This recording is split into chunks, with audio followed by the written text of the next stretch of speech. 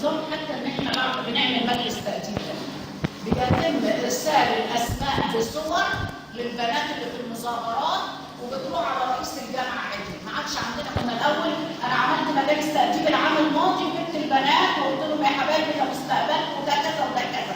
حصل الكلام ده وفي منكم اللي قاعد واخده بالك كان بيشترك في هذا الامر. دلوقتي ما عادش النظام ده بيحصل. النظام بيتم تصوير البنات بدون ان يبلغوا واخده بالك وبيترسل اسمائهم.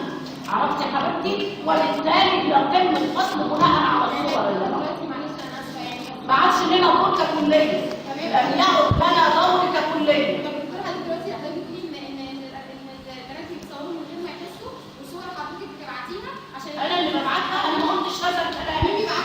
والله يا حبيبتي انا ما قلت هذا الكلام. لم اقل هذا الكلام. لا تحوليني اشياء. النقطه الثانيه بنتي دي ناحيه سياسيه لا دخل ليها. انا بكلمك في نقطه دلوقتي نقطه ادبيه وعلميه لا دخل للسياسه فيها. دكتوره على اذن حضرتك انا مش بتكلم في ناحيه سياسيه. انا اصلا يعني ما اعرفش هم بينزلوا فيا او كده انا مش معاهم. بس هي الفكره دلوقتي اما انت لم تكوني معهم فلماذا انا تتحدثي؟ بقول لحضرتك الفكره ان انا فكرت شويه. انا يوم ما ابقى في حاجه معترضه عليها ايا كان هي ايه الحاجه دي نزلت عبرت عن رأيي. هذه مؤسسه اسمها ايه؟